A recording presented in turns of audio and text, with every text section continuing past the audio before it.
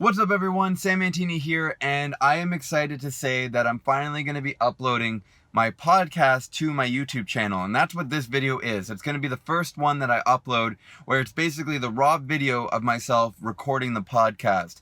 Now, if you don't know, I have a podcast, and you can find it at SAMMANTINI,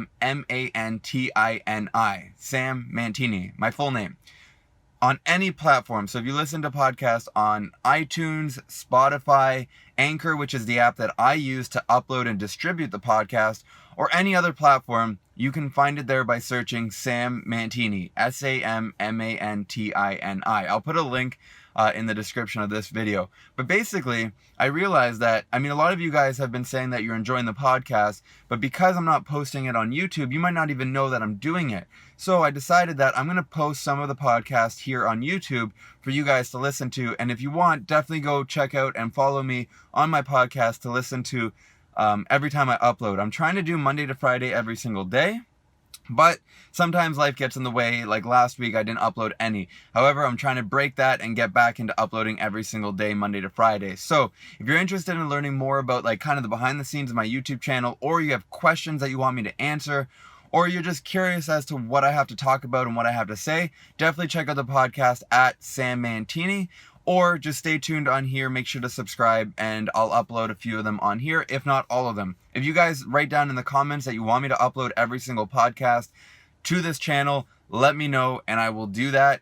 They are basically me driving to work, so they're not that exciting to watch, but if you enjoy the content, let me know. And just if anybody is wondering or concerned, no, I do not hold the camera like I am right now while I'm driving. That would be silly. I actually put my phone on my lunchbox here, and then I prop it up with I have glasses here that I put behind the phone, and then the phone just kind of sits on there, and I 100% focus on driving. The camera's just rolling so that I can just talk while I'm driving. So if anybody's concerned about me being distracted while driving, please do not worry. I make sure that I set this up before I even start to drive, and the only reason I'm holding it now, as you can probably tell, I'm parked. So if you're interested or you like these, definitely hit that like and subscribe button, and let me know in the comments what you guys think. In today's episode, I talk about how to play well even if you feel like you're not going to have a good game. So I hope you guys enjoy, get tons of value, and if you feel somebody will gain value out of this, make sure to share it with them. Thank you guys so much for listening. I hope you enjoy, and I will see you guys later. What's up everyone? This is Sam Mantini from The Puck Stops Here. Welcome to, I believe, episode 13 of the podcast. I hope you guys are enjoying it so far as much as I am enjoying recording these. So, on today's podcast, I want to talk about how do you play well even though you know you aren't going to. What do I mean by that? Well, there are some times when I go out onto the ice in a warm-up, and for some reason I feel like something is off. Either I feel too tight, or I just feel like I'm not making the right saves, or I'm not being able to track the puck properly, and all of that. And as a men's league goalie, there's no backup. There's no coach to say, hey, I don't think I'm up to it tonight. Can you throw in so-and-so? So how do you still perform even though you know you probably aren't playing at your best? Well, a couple things that I like to do in these situations is remind myself that I'm just here to have fun. That's the first and foremost, and I hope that a lot of you guys realize that, especially if you're playing men's league. Even if you're not and you're playing competitively, at the end of the day, remember it is just a game and you're there to have fun. And that, I think, takes the edge off just a little bit, because I remind myself, okay, I'm not here to win a Stanley Cup. I'm not being paid millions of dollars. At the end of the day, I'm just here to have fun, hopefully stop a few pucks, and allow my team to win the game. That's the gist of it. So doing that takes the edge off. But from a little bit of a technical standpoint, what I like to do is I try to get myself into the game as quickly as possible. Now, if you're not facing a lot of shots, that might be a little harder, but what you need to do, or what I do, this is 100% just my opinion and what I find works for myself. You might be different, but what I like to do is really focus on the puck and pretend that I'm just staring it down as hard as I can. I don't even try to blink. My goal is just to really stare down that puck as much as possible to keep my head kind of in it. Even though my body might feel tight or just not 100% ready to go, at least I know from a mental standpoint, which is most of this game, as a goalie, I want to make sure that is at least ready so that when I do have a play coming down on my end, I'm mentally ready to stop this puck. So that's the first thing, and that's why I remind myself that I'm just there to have fun, so I can kind of remove that mental block of, oh my gosh, I'm going to let my team down, or anything like that. If you have any sort of like mental barrier that's stopping you from playing well. Then once I kind of track down the puck, another thing I want to do is in between like whistles, so when they stop the play, I'll stretch, I'll move my legs, I'll clean my ice, like the crease so that there's no snow. I'll just move, I'll get down and I'll stretch. I'll do whatever I can to kind of get my body into a place where I feel like, okay, now I'm a little bit more flexible. I feel like I can make a diving save if I need to, or a sprawling leg save or whatever I need to do. Because the worst thing is feeling like you're tight as a goalie, because you want to be loose. You want to feel like I can make the most acrobatic saves if I need to, or I need to be able to go into my butterfly and then get up quickly, or be able to butterfly slide left and right. So if you're tight, that makes that a little bit more difficult. So you want to make sure that you're stretching well as much as you can before a game, but you don't want to overstretch yourself to where you're hurting yourself, or you're then doing damage and you're not actually preparing yourself for the game.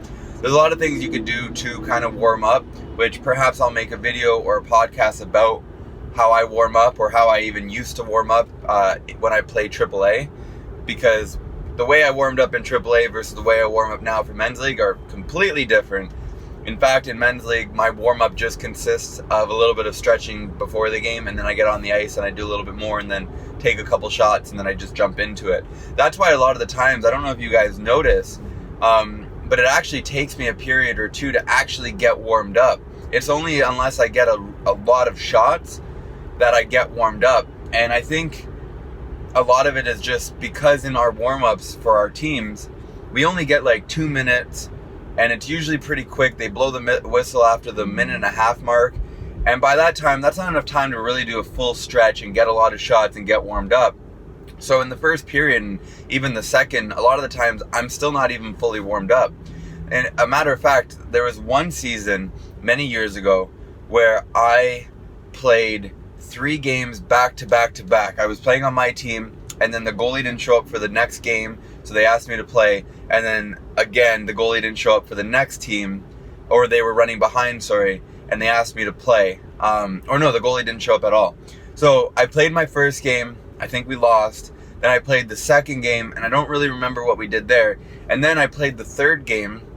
Literally, I only had the Zambonis in between each game to kind of like refresh. It felt like I was playing legit NHL because of how hard I had to play a full game, and then I had like a 20-minute break and then a full game, and then anyways.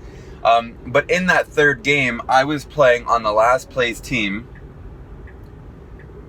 against the first place team, and I'm just like, in my head, I'm like, you know what? We're gonna lose. That's okay. I'm just here to have fun. It's not even my team. I'm just gonna try my best. Turns out in that third game against the first place team, I ended up getting a shutout. I wish I was recording my games at this time, even though the GoPros would have died by the time I got to the third game.